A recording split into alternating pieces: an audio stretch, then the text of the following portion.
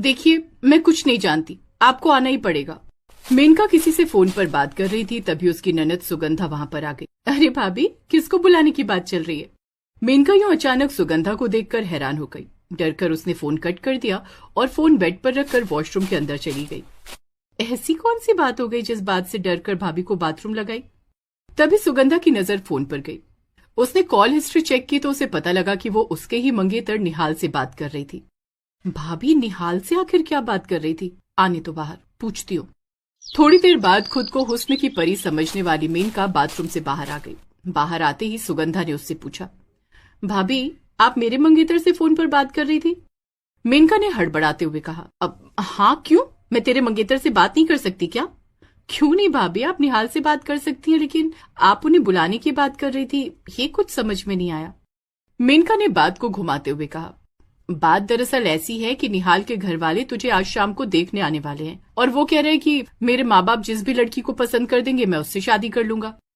वैसे भाभी निहाल ने बात बिल्कुल सही कही। खैर, शाम को निहाल का परिवार सुगंधा को देखने आया। सुगंधा किचन में चाय बना रही थी, तभी वहां पर उसकी भाभी मेनका आ गई। अरे मेरी प्यारी ननद, तुझे देखने लड़का आया है, तू जल्दी से जाकर तैयार हो जा, तब तक मैं चाय बना देती हूँ। थैंक यू भाभी, लेकिन चाय लेकर मैं ही जाऊंगी। सुगंधा तैयार होने अपने कमरे में चली गई और मेनका ने चाय में बेहोशी की दवा डाल दी, वो भी सिर्फ एक कप में, और वो कप सबसे आगे रखा ताकि निहाल वही कप उठा ले। भाभी कैसी लग रही हूं मैं? क्या बात है सुगंधा, तुझे देखते ही निहाल बेहोश हो जाएगा, देख लेना। ये ले चाय नाश्ता लेकर जा, पर ध्यान रहे सबसे पहले निहाल को ही चाय देना। सुगंधा ने वैसा ही किया। खन्ना साहब, ये हमारी बेटी है जिसकी फोटो पंडित जी ने आपको दिखाई थी। अगर निहाल चाहे तो अकेले में जाकर बातचीत कर सकता है। हाँ बेटा निहाल, जाओ सुगंधा से अकेले में जाकर बात कर लो। चाय पीते पीते निहाल को थोड़ा सा सुरूर चढ़ने लगा।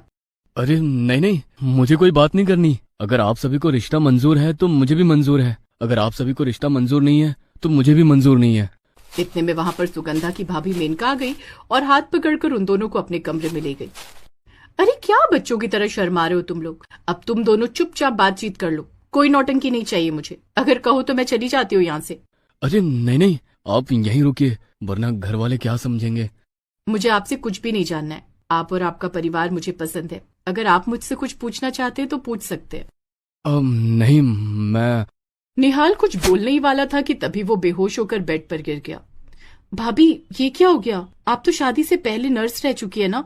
जल्दी देखिए, मैं भैया को बुलाकर लाती हूँ। किसी को कुछ बताने की जरूरत नहीं है, बस थोड़ा सा स्ट्रेस होने की वजह से बेहोश हो गया है। तुम ऐसा करो, चुपके से पानी लेकर आओ, तब तक मैं इसे देखती हूँ। सुगंधा चुपके से पानी लेने चली गई। इधर मेनका ने निहाल को अपने गले से लगा लिया। थोड़ी देर बाद जैसे ही सुगंधा अंदर आई, मेनका निहाल से अलग हो गई। ये लीजिए भाभी पानी। मेनका ने निहाल के मुंह पर पानी डाला जिससे उसे होश आ गया। क्या करते हो होने वाले नंदोई साहब, होने वाली बीवी को देखकर ही बेहोश हो गए, कमाल है। निहाल और सुगंधा का रिश्ता तय हो गया और दोनों की धूमधाम से शादी हो गई। लेकिन मेनका की नजर निहाल पर ही थी। सुगंधा अब अपने ससुराल जा चुकी थी, लेकिन मेनका बार बार जानबूझकर सुगंधा को फोन करती रहती और सुगंधा से बात करने की बजाय वो निहाल से ही बात करने की जिद करती रहती।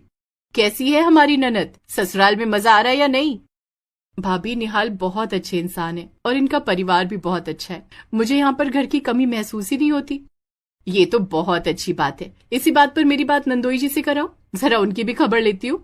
हाँ, अभी कराती हूँ। सुगंधा ने फोन निहाल को दे दिया। अब मेनका का ये रोज का काम हो गया। वो सुगंधा को फोन करती, लेकिन घंटों निहाल से ही बात किया करती। एक रोज मेनका ने अपनी सासू माँ और पति से कहा, सासू माँ 6 महीने हो गए, आपको अपनी बेटी की याद नहीं आती? और आप दिन भर काम में ही बिजी रहते हैं, आपको अपनी बहन की याद नहीं आती? हम लड़कियों के साथ यही होता है, शादी होने के बाद मायके वाले भूल ही जाते हैं हमें। ये कैसी बातें कर रही हो तुम मेनका? मैं भला अपनी बहन को क्यों भूलूंगा? अरे तो अब 6 महीने हो गए, अपनी बहन और नंदोई जी को यहाँ बुला लो, कुछ दिन यहाँ गुजारेंगे वो लोग। बहू ने तो मेरे दिल की बात छीन ली, मैं अभी फोन करती हूँ दामाद जी को।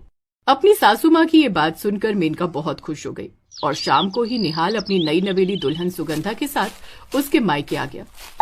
घर की डोर बेल बजी। अरे आओ आओ, अंदर आओ तुम दोनों। अंदर जाकर निहाल अपने सास ससुर और बाकी परिवार वालों से मिला। अगली सुबह जब सुगंधा अपने कमरे में नहीं थी तो इस बात का फायदा उठाकर मेनका उसके कमरे में गई और उसकी साड़ी पहन ली।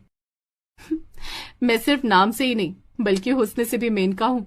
तभी कमरे में सुगंधा का पति निहाल आ गया। उसने पीछे से मेनका को अपनी बाहों में भर लिया। सुगंधा, तुम इस साड़ी में कितनी प्यारी लग रही हो। मैं तुम्हें ये बताने आया हूँ कि तुम यहाँ आराम से रहो अपने परिवार के साथ। मैं आज निकल जाता हूँ, मुझे काम है। जाने की बात सुनते ही मेनका पीछे पलट गई। ये क्या कह रहे हो नंदोई जी? निहाल हैरान हो गया और थोड़ा डर भी गया। अरे भाभी, आप यहाँ क्या कर रही हो? आई एम सॉरी, मुझे लगा कि सुगंधा है। अरे कोई बात नहीं नंदोई जी, मेरे हुस्न के जाल से कोई नहीं बच पाया है। मेनका उसका हाथ पकड़ने लगी, लेकिन तभी निहाल अपना हाथ छुड़ाकर वहां से भाग गया। सुगंधा, मैं घर जा रहा हूँ, जब भी आना हो मुझे फोन कर देना। अरे आज तुम नहीं जा सकते निहाल बेटा, आज हमें खातिरदारी करने का मौका तो दो। मैं भी तो वही कह रही थी सासू माँ। घर वालों के प्रेशर देने की वजह से निहाल उस दिन रुक गया। दिन भर अच्छे अच्छे पकवान बनाकर उसे खिलाए गए, लेकिन पूरा दिन मेनका उसे घूरती रही। रात हो चुकी थी। निहाल और मेनका कहीं गायब थे। भैया, मेनका भाभी कहीं नहीं दिखाई दे रही और ना ही निहाल। तुम्हारी भाभी मुझे कहाँ कुछ बताती है सुगंधा? तभी डोरबेल बजी। सुगंधा ने दरवाजा खोला। सुगंधा ने जो देखा वो देखकर उसके पैरों तले जमीन खिसक गई, क्योंकि निहाल और मेनका के गले में वरमाला पड़ी हुई थी। भाभी, निहाल, ये सब क्या है? अब मैं क्या करूं सुगंधा? निहाल पर मेरी पहले से ही नजर थी। अगर निहाल की शादी तुझसे ना होती तो वो मेरे जाल में नहीं फंस पाता। इतने में सुगंधा का भाई आया और उसने निहाल की गिरेबान पकड़ ली। साले, मैं तुझे इतना अच्छा इंसान समझा और तू मेरी बीवी के साथ ही चक्कर चला बैठा। तुझे मैं छोड़ूंगा नहीं, पहले तुझे मारूंगा, उसके बाद मेनका को मौत के घाट उतार दूंगा। अचानक घर में महाभारत मच गया। सारे लोग हैरान और परेशान हो गए। सुगंधा के भाई ने एक जोरदार तमाचा निहाल को मारा और वैसे ही निहाल की नींद खुल गई, क्योंकि वो ये सब कुछ सपने में देख रहा था। निहाल, क्या हुआ? तुम हाफ क्यों रहे हो? तुम्हारे चेहरे पर से पसीना क्यों टपक रहा है? कोई बुरा सपना देखा क्या? सुगंधा, लगता है मुझे तुम्हें बताना ही पड़ेगा। क्या बताना पड़ेगा? जो भी हो बता दो, परेशान मत हो। ये जो तुम्हारी मेनका भाभी है ना, ये मुझ पर लाइन दिया करती है। जब भी देखती है मुझे गलत नजर से ही देखती है। इतना सुनते ही सुगंधा हंसने लगी। अच्छा, तो तुम इस बात से परेशान हो?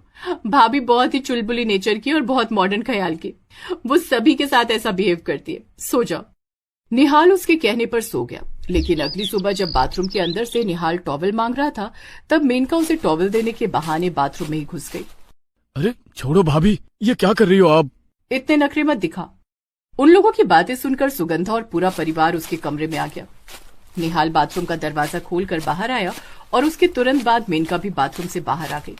सभी लोग निहाल को ही उल्टा सीधा बोलने लगे, लेकिन तभी बीच में सुगंधा आ गई।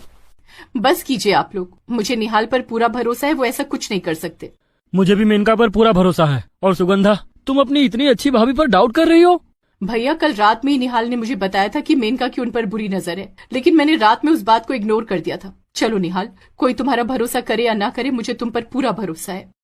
इतना कहकर सुगंधा ने अपना बैग पैक किया और निहाल के साथ वहां से निकल गई।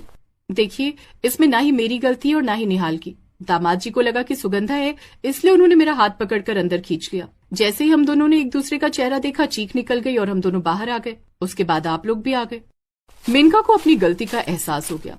उसने फोन करके निहाल से माफी मांग ली और उस बात को वहीं दबा देने के लिए कहा। उसके बाद ना निहाल यहाँ कभी आया, ना ही मेनका कभी अपनी ननद के घर गई।